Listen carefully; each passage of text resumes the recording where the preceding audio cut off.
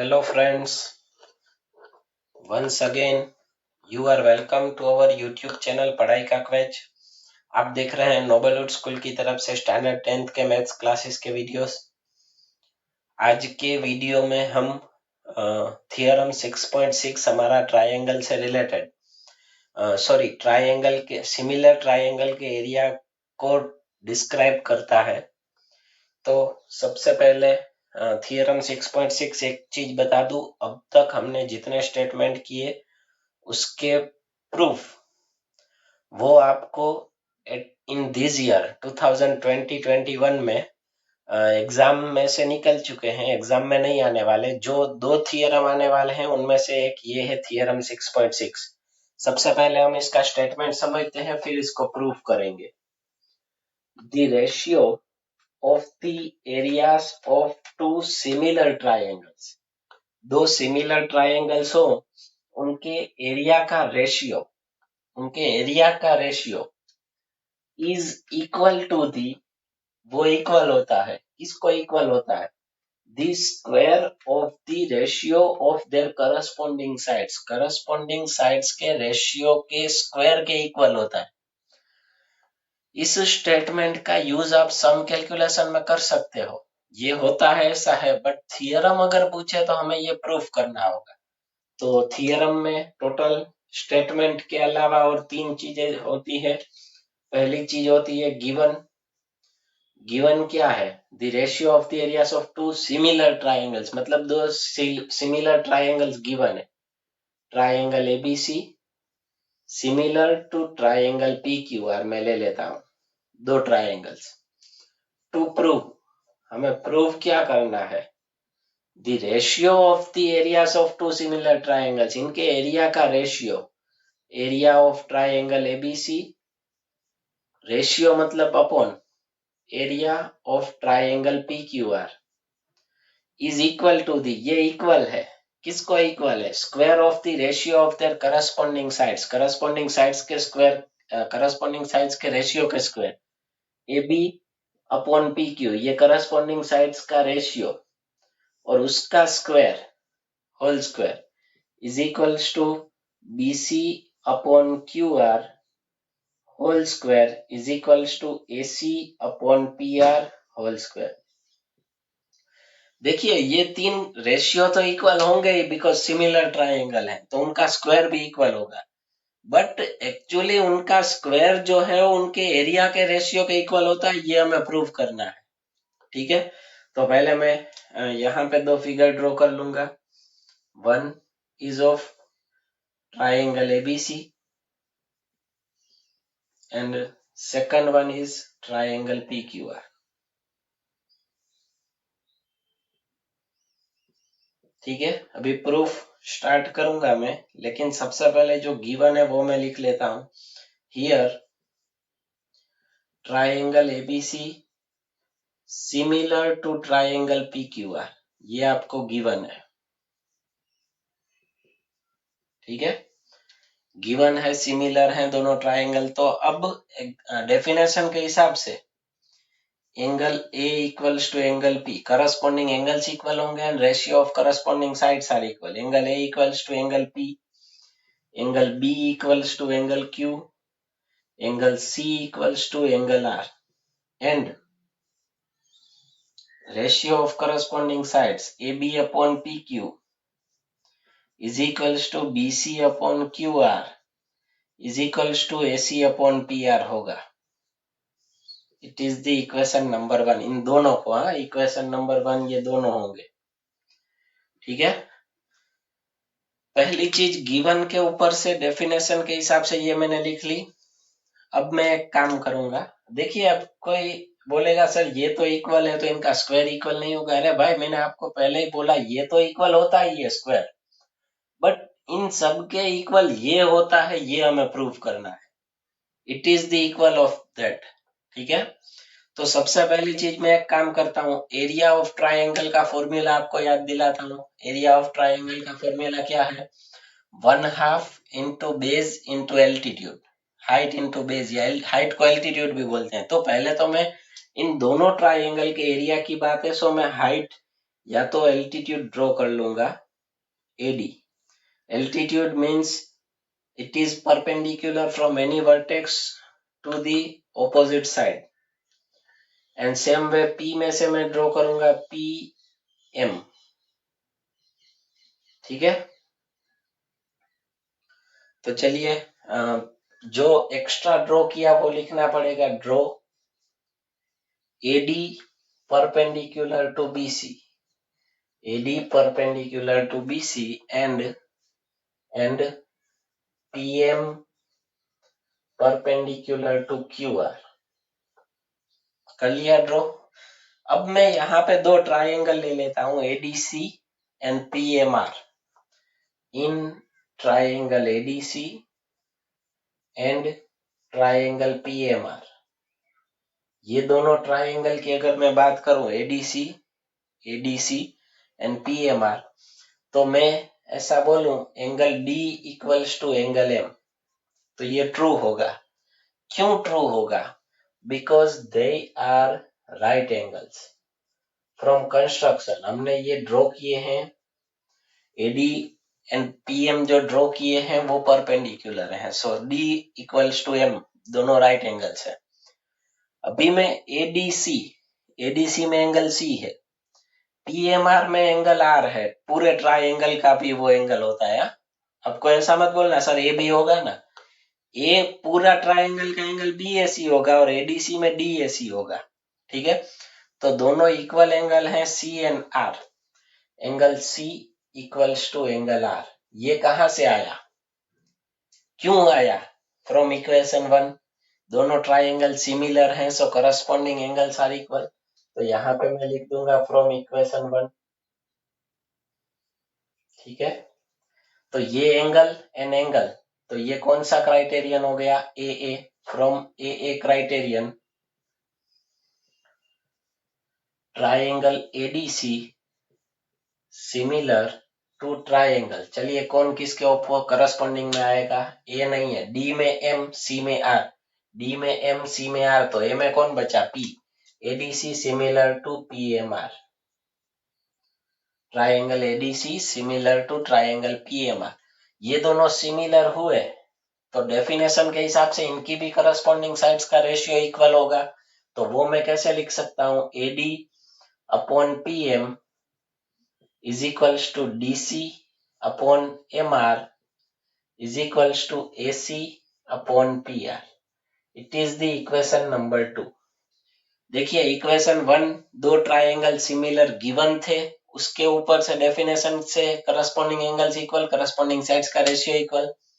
फिर हमने perpendicular draw किए, तो उससे जो पार्टली ट्राइंगल बने उनको सिमिलर प्रूव किया ए क्राइटेरियन से, और फिर उसकी डेफिनेशन के हिसाब से उसकी करस्पॉन्डिंग साइड्स का रेशियो इक्वल, और उसे इक्वेशन 2। अब नाउ आपको एरिया ऑफ ट्राइंगल का फॉर्मूला पता है, क्या होता है एरिया ऑफ ट्राइंगल का formula? Yes, very good, 1/2 into base into altitude, या तो हाइट भी बोल सकते हो आप। सो हमें क्या प्रूफ करना है, उसकी लेफ्ट साइड ले लो, area of triangle ABC upon area of triangle PQR, ये हमें प्रूफ करना इक्वल्स टू। तो चलिए इसके इक्वल क्या होगा, area of triangle ABC, area of triangle का formula 1/2 into base into altitude, तो एबीसी में 1/2 इंटू बेस क्या है एबीसी में, बीसी, एंड एल्टीट्यूड क्या है, AD, 1/2 into BC into AD upon नीचे area of triangle 1/2 into P Q R में base is Q R and altitude is PM, 1/2 cut. ठीक है, so therefore area of triangle ABC upon area of triangle P Q R. अब देखिए ध्यान से, यहाँ पे क्या बचा, BC upon Q R and AD upon PM. तो ध्यान से देखिए, बीसी अपॉन क्यू आर इसमें आता है equals to AC upon P R है, and AD upon PM equals to भी also AC upon P R है, दोनों में जो इक्वल आता है वो ले लेना है। तो बीसी अपॉन क्यू आर की जगह पे मैं लिखूंगा AC upon P R, multiply by AD upon PM की जगह पे भी मैं लिखूंगा एसी अपॉन पीआर। ये कहां से लिखा मैंने? From equation 1 and equation 2। हो गया। तो अभी AC upon PR multiply by AC upon PR, तो एसी अपॉन पीआर का स्क्वायर होगा। So area of triangle ABC upon area of triangle PQR is equals to AC upon PR whole square. AC upon PR का square हुआ तो AC upon PR is equals to BC upon QR भी है and AB upon PQ भी है उसके equal में, तो उनका भी स्क्वायर होगा। तो ये रिजल्ट प्रूव हो जाएगा। Therefore area of triangle ABC upon area of triangle PQR is equals to AB upon PQ whole square is equals to BC upon QR whole square is equals to AC upon PR whole square, and that is proved. ये आप ध्यान रखना, आपको ये theorem जो है वो रटना नहीं है, स्पेशली समझना है, बिकॉज एग्जाम में पॉसिबल है कि आपको नाम चेंज करके दे दे। ये थियरम आपको ऐसे भी पूछ सकते हैं, prove that triangle ABC similar to triangle DEF, then area of triangle ABC upon area of triangle DEF is equals to AB upon DE whole square is equals to BC upon EF whole square is equals to AC upon DF whole square। ऐसे भी पूछ सकते हैं, it is possible that। so नाम के बदले theorem समझना है। 4 मार्क्स में जनरली 4 या 5 मार्क्स में पूछे जाते हैं। नई ब्लूप्रिंट में अगर 5 मार्क्स में क्वेश्चन हुए तो ठीक है, वरना 4 मार्क्स के लिए ये मोस्ट आईएमपी थियरम है, बिकॉज पूरे चैप्टर में सिर्फ 2 ही थियरम है, देन 2 में से एक हो सकता है। ठीक है, सो ये थियरम फटाफट लिख लीजिए समझ के, फिर हम आगे वीडियो कंटिन्यू करेंगे।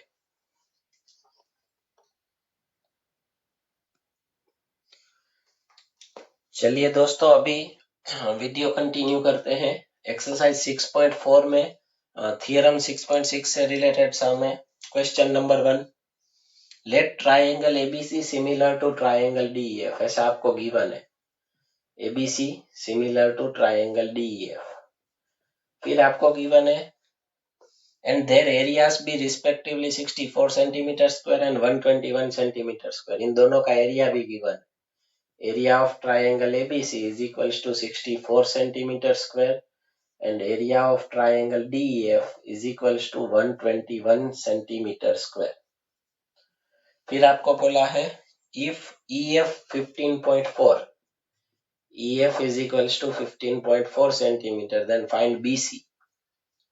अब ध्यान रखना, दो सिमिलर ट्राइंगल हो एंड उनके एरिया की बात हो तब थियरम 6.6 ही यूज होगा। फ्रॉम थियरम 6.6, थियरम 6.6 हमें क्या कहता है? If two triangles are similar, then ratio of their areas is equal to the square of the ratio of their corresponding sides। यहाँ पे EF given है, BC find out करना है।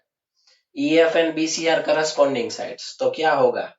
From theorem 6.6, area of triangle ABC upon area of triangle DEF is equals to corresponding sides का ratio, लेकिन एक ही लेता हूं मैं, BC upon EF। BC and EF are corresponding and whole square.